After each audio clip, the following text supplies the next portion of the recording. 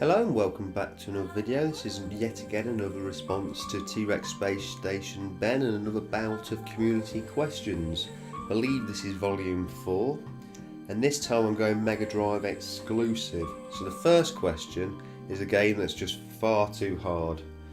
I'll have to put Rampart forward for this award because basically, as much as this is a brilliant game in 2-player mode, in the single player I just stand absolutely no chance. I can get past the first level and then I get completely and utterly obliterated. Now, I understand it's a game of strategy, probably prolonged play would see me progressing further, but unfortunately I've not got the patience for that. And the only time I have played this with other people, they've also kicked my ass, so mainly it's just not a game I gel with, but it's certainly one I'd like to be good at, because it is a classic. And you can't beat a bit of a 2-player strategy game on a single screen, a very rare thing in this day and age. So next question is a game that you've been given. So going with the Megadrive, Rolling Thunder 2. This was from Free August ones, probably about 5 years ago now. I don't know if, no, the note's upstairs, but there was a note that came with it. Basically, he had a load of games he wanted to trade. This was one of them. I was definitely interested. Unfortunately, I didn't have anything that took his fancy at the time, and he just sent it to me. I've never ever sent him anything in return, but it's an absolutely brilliant game, and I've always been thankful of that because you can't beat a bit of Rolling Thunder action.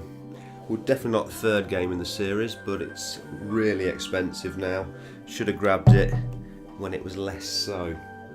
So the next question is a game that took you by surprise.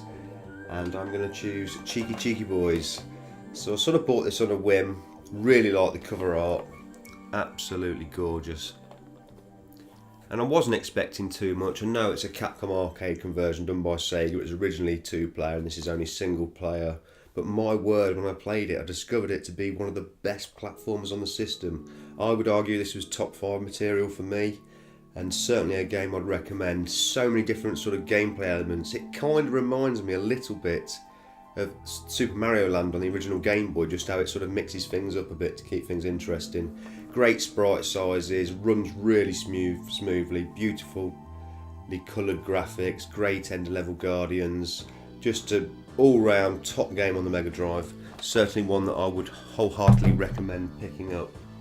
So I believe the next question, I'm not sure if I've got these in the wrong order now because I just sort of got a stack of games, was a game that you bought based upon seeing it on YouTube. And this is kind of strange because when I originally owned this game, I owned the PAL version, but I got lucky a year or so ago, managed to get a bundle and get the Japanese version, which was the version I originally seen. So that game is Steel Empire. I've no idea of the Japanese pronunciation. But I originally seen Ian Wilson playing this. He picked it up from Video Games New York. Now I had the PAL version, as I said, Steel Empire, but I happened to come across this. I mean, just look at the artwork on this. Absolutely gorgeous. Now the Japanese release, I believe, is around about £80 usually. The PAL one about a tenner. It's a bit of a no-brainer. It'll run fine at 60 Hz. I don't know why I'm showing you the inside of the box. Pretty plain actually, to be fair, considering the extravagant artwork on the outside. It's a little bit lackluster on the inside, but there we go. Yeah, so I've seen him play that game, decided it was a shooter I hadn't heard of that I'd definitely like to get. I think I paid about £6 for the PAL version on eBay. It's a good game. It does suffer from bouts of slowdown. It's not perfect, but if you're a shooter fan, definitely one to get on the system. So last but not least, and I'm sure I've got these questions the wrong way around now, is a game beginning with a vowel.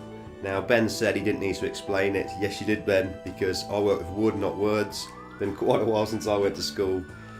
I had a general idea, you know, O, I, E, U, that kind of thing, but it was good to get, you know, get it all set out there so I didn't make a complete fool of myself. So the game I'm going to choose is Outlander. So fantastic game this. Not very well reviewed or regarded, but I really like it. Definitely a Mad Max vibe. Was originally going to be a Mad Max game, and it was actually developed in the United Kingdom but was only released in America, which is kind of strange. It's a little bit like Road Rash with some side-scrolling sections thrown in. I suppose it's probably more of a technical achievement than an actual quality game, but all the same, I really do get a kick out of playing this, especially the music. The music is something else, proper gritty, which is what you come to expect with Megadrive. So that's it. Thank you for watching. I recommend you check out Ben's video on his channel, which I'll leave a link to down below. With all that being said, goodbye for now. I'll catch you soon.